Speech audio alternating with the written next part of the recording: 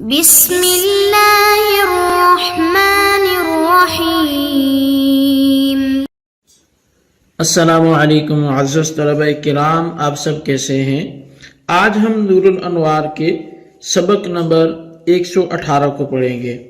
آج کے سبق کا عنوان ہے مذہب صحیح کا بیان۔ آج کے ہمارے سبق کی عبارت وَالصَّحِيحُ عِنْدَ الْفُقَهَاءِ سے شروع ہوتی ہے۔ آئیے سب سے پہلے عبارت پڑھ کے اس کا ترجمہ کرتے ہیں، اس کے بعد باقاعدہ سبق کی وضاحت کی طرف بڑھتے ہیں۔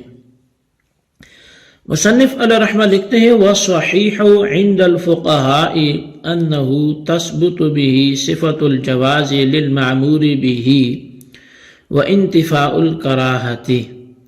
اور فقہاء کے نزدیک صحیح یہ ہے کہ فعل معمور بھی کی بجا آوری سے معمور بھی کے لیے صفت جواز ثابت ہو جاتی ہے اور کراہت کا انتفاع بھی ہو جاتا ہے۔ ای المذہب الصحیح عندنا انہ تثبت بمجرد ایجاد الفعل صفت الجواز للمامور به، یعنی کہ ہمارے نزدیک مذہب صحیح یہ ہے کہ محض فعل کی ایجاد سے مامور بھی کے لیے صفت جواز ثابت ہو جاتی ہے۔ وَهُوَ حصول الامتثال على ما كلف به وإلا يلزم تکلیف ما لا يطاق ثم اور وہ اسی کے مطابق تعمیل حکم کا حصول ہے جس کا اس کو مکلف کیا گیا ہے، ورنہ تکلیف ما لا یطاق لازم آئے گا۔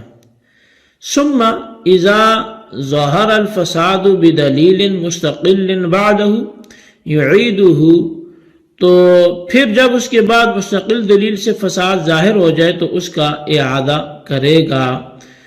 وَأَمَّا الْحَجُّ فَقَدْ أَدَّاهُ بِهَذَا الْإِحْرَامِ وَفَرَغَ عَنْهُ وَالْأَمْرُ بِحَجِّ صَحِيحٍ فِي الْعَامِ الْقَابِلِ بِأَمْرٍ مُبْتَدِئٍ، اور رہا حج تو اس کو اس احرام سے ادا کر لیا اور اس سے فارغ ہو گیا، اور آئندہ سال حج صحیح کا حکم ایک ابتدائی امر سے ہے۔ وعند ابی بکر الرازی لا يثبت بمطلق الامر انتفاء الکراہۃ لان عصر یومہ معمور بالاداء مع انہ مکروہ شرعا والطواف محدثا معمور به مع انہ مکروہ شرعا۔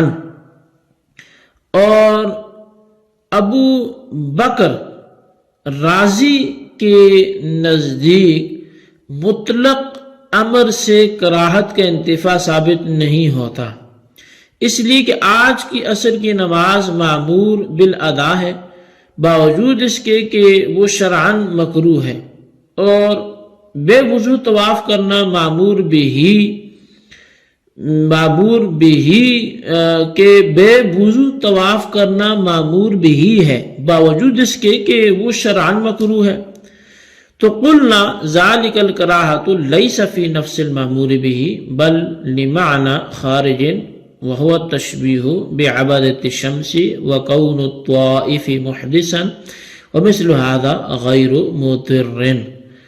اور ہم نے اس کے جواب میں یہ کہا ہے کہ یہ جو آپ نے مثالیں دی اور آپ نے بات کر کے ایک امام ابو بکر رازی کا جو مذہب لکھا ہے، تو ہم اس کے جواب میں یہ کہیں گے کہ یہ کراہت نفس معمور بھی میں نہیں ہے، بلکہ وہ ایک خارجی سبب سے ہے، اور وہ آفتاب پرستوں سے یعنی سورج کی جو پوجا کرتے ہیں ان سے اپنے آپ کو مشابہ کرنا اور طواف کرنے والے کے بے وضو ہونا ہے، اور اس جیسا فعل مضر نہیں ہے، تکلیف دہ نہیں ہے، نقصان دہ نہیں ہے۔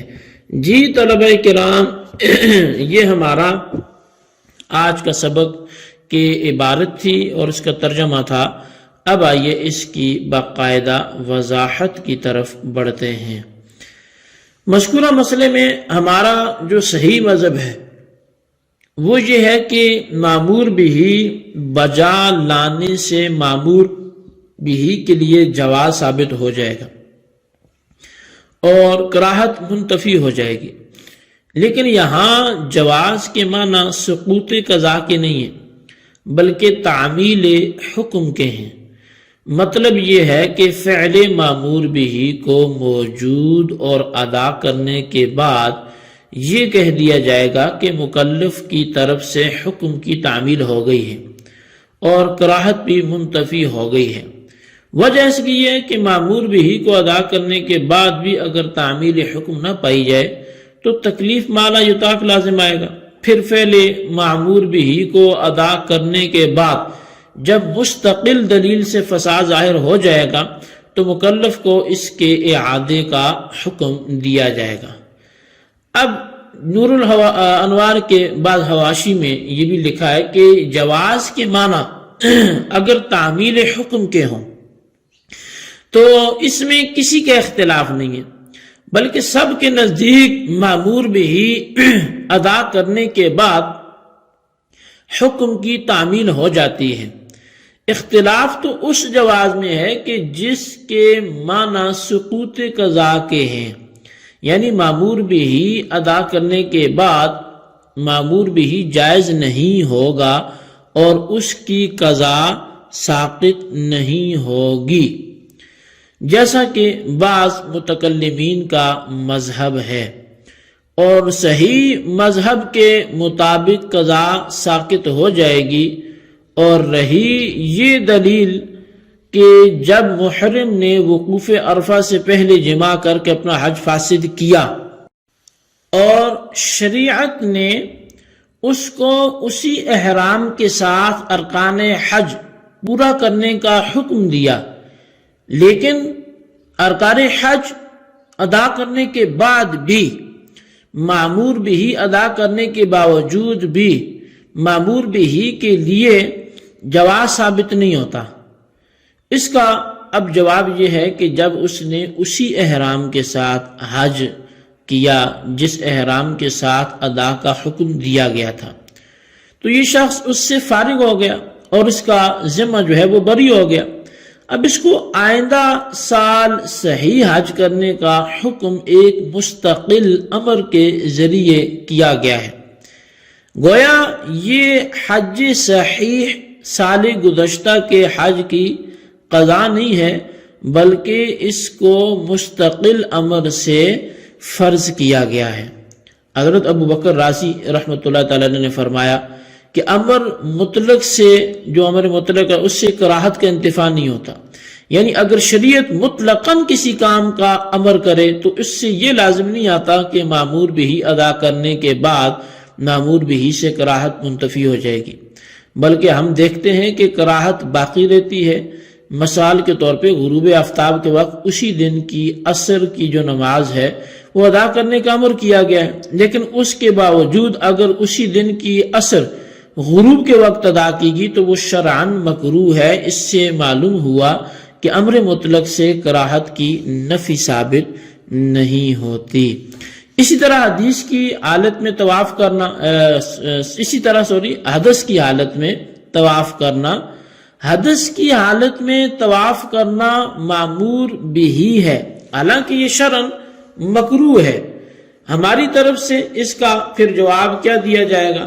تو جواب یہ ہے کہ مذکورہ دونوں مثالوں میں کراہت جو ہے وہ نفس مامور بھی اور ذات مامور بھی میں نہیں ہے، بلکہ ایک خارجی سبب سے کراہت پیدا ہوئی، اور وہ خارجی سبب یہ ہے کہ غروب آفتاب کے وقت عصر کی نماز پڑھنے والا جو سورج کے پرستش کرنے والے ہیں ان کے مشابہ ہو جاتا ہے، کیونکہ آفتاب پرست اسی وقت آفتاب کی پوجا کرتے ہیں، بس اس مشابہت کی وجہ سے نماز عصر مکروہ ہو گئی، ورنہ نفس نماز میں کوئی کراہت موجود وہ نہیں ہے۔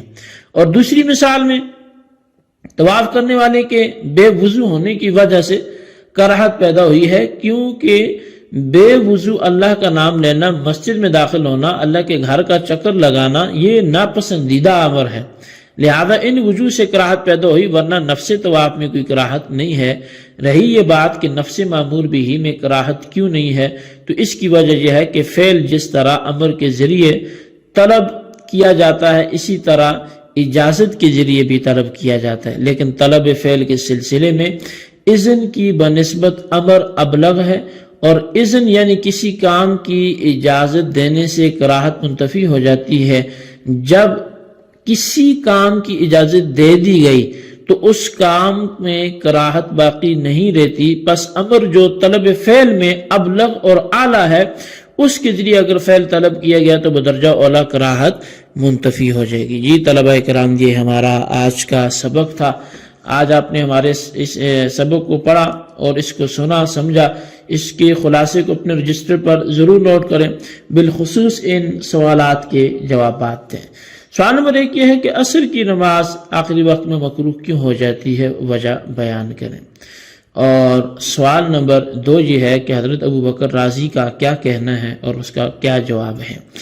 اللہ تبارک تعالیٰ سے دعا جو کچھ ہم نے پڑھا سننا سے یاد رکھنے کی توفیق نصیب فرمائے، آمین بجاہ النبی الامین صلی اللہ علیہ وآلہ وسلم۔